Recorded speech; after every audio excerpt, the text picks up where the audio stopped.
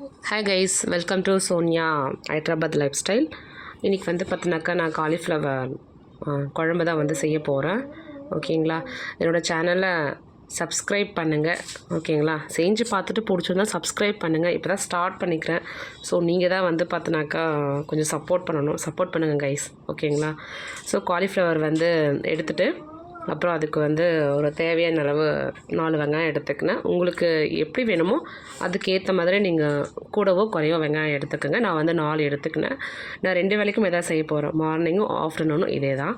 So வெங்காயம் தோலை உரித்து எடுத்துகிட்டு அப்புறம் ஒரு பேன் வந்து தண்ணி ஹீட் ஆன பிறகு நம்ம எடுத்து கட் பண்ணி வச்ச காலிஃப்ளவர்லாம் அதில் போட்டு ஆட் பண்ணணும். ஆட் பண்ணிட்ட பிறகு அதில் வந்து தேவையான அளவு கொஞ்சோண்டு மஞ்சத்தூள், உப்பு இதெல்லாமே போட்டு ஒரு லைட்டாக ஒரு மிக்ஸ் பண்ணிக்க வேண்டியதான். ஓகேங்களா, மிக்ஸ் பண்ணிவிட்டு ஒரு 2 நிமிஷம் இல்லை ஒரு 3 நிமிஷம் கொதிக்க வச்சு ஸ்டவ்வை வந்து ஆஃப் பண்ணிட வேண்டியது தான். நான் அப்படி தான் பண்ணிப்பேன். தண்ணி வந்து காலிஃப்ளவர் போட்டு தண்ணி கொதிக்க வச்ச பிறகு தான் இறக்கி வைப்பேன் எப்போவுமே. அதுக்கப்புறம் 4 வெங்காயம் உரித்து வச்சதை கட் பண்ணி எடுத்துக்கிட்டேன்.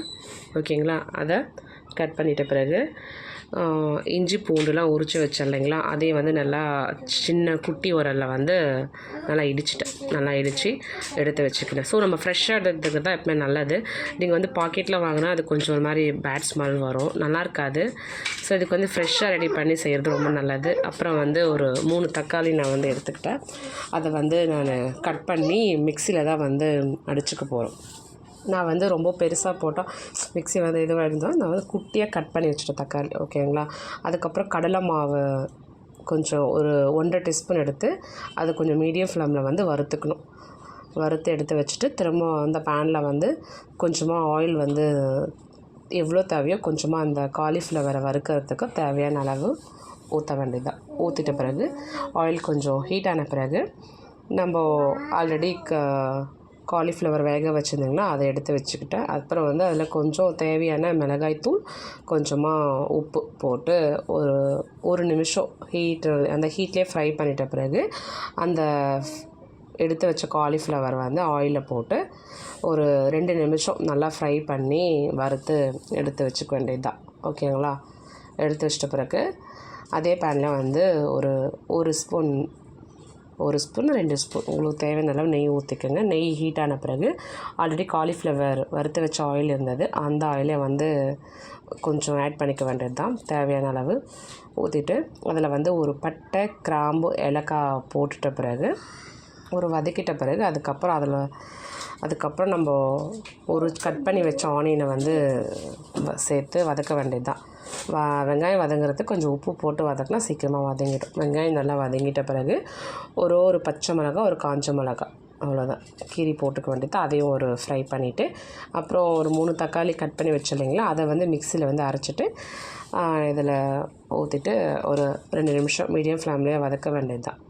நல்லா வதக்கணும். வதங்கிட்ட பிறகு வந்து பார்த்தோன்னாக்கா நல்லா வாசனை நல்லாயிருக்கும் அப்போது வதங்கும் போது. ஓகேங்களா, அது வதங்கிட்ட பிறகு நம்ம இஞ்சி பூண்டு இடித்து வச்சோம் இல்லைங்களா, அதை வந்து அதில் ஆட் பண்ணிக்க வேண்டியது. அதே வந்து ஆட் பண்ணிவிட்டு ஒரு 2 மினிட்ஸ் அப்படியே லோ ஃப்ளேம்லேயே வதக்க வேண்டியது. ரொம்ப ஹை ஃப்ளேம் வச்சுன்னா அடியில் வந்து கருகிடும், பிடிச்சிக்கும், அப்புறம் வந்து டேஸ்ட் வந்து மாறிடும். ஸோ எப்போவுமே லோ ஃப்ளேமில் வதக்கிறது ரொம்ப நல்லது. ஓகேங்களா, அதுவும் லோ ஃப்ளேமில் நல்லா வதக்கிட்ட பிறகு ஒரு 2 நிமிஷம் அப்படியே விட வேண்டியதான்.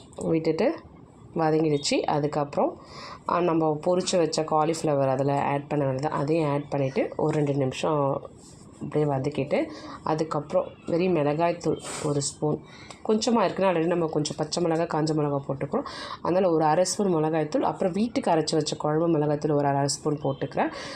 காரம் வந்து பார்த்து எடுத்துக்கோங்க, ரொம்ப அதிகமாக ஆயிடுச்சுன்னா ரொம்ப அதிகமாக காரமாக இருக்கும். ஸோ மீடியமாக உங்களுக்கு எவ்வளோ காரம் வேணுமோ அவ்வளோ ஆட் பண்ணிக்கோங்க. நான் வந்து வீட்டுக்கு அரைச்ச குழம்பு மிளகாய்த்தூள், கொஞ்சம் பெரிய மிளகாய்த்தூள் சும்மா கொஞ்சம் ஸ்பூன்னு, அதுக்கப்புறமா தனியாத்தூள் கொஞ்சம் ஆட் பண்ணிக்கிறோம். அந்த காரத்துக்கு தனியாத்தூள் ஆட் பண்ணிவிட்டு வதக்கிட்ட பிறகு கொஞ்சமாக தண்ணி ஊற்றிட்டு ஒரு நிமிஷம் வந்து ஃப்ரை பண்ணிட்ட பிறகு அப்புறம் வந்து தயிர் வந்து நான் எடுத்துக்கிறேன் நான். ஓகேங்களா, தயிர் வந்து ஒரு 2 ஸ்பூன் எடுத்துக்கோங்க. நான் புளி போடல இல்லைங்களா, ஸோ புளிப்புக்கு வந்து அந்த தயிர் இது வந்து நல்லாயிருக்கும். ஸோ தயிர் ஒரு 2 ஸ்பூன் போட்டு நல்லா ஒரு மிக்ஸ் பண்ணிட்ட பிறகு நம்ம வந்து அந்த கடலை மாவு வறுத்து வச்சிங்களா, அது தண்ணி ஊற்றி மிக்ஸ் பண்ணி ஊற்றிட்டு ஒரு 2 நிமிஷம் கொதித்த பிறகு லாஸ்ட்டாக வந்து கொஞ்சோண்டு கரம் மசாலா போட்டு மிக்ஸ் பண்ண நல்லாயிருக்கும்.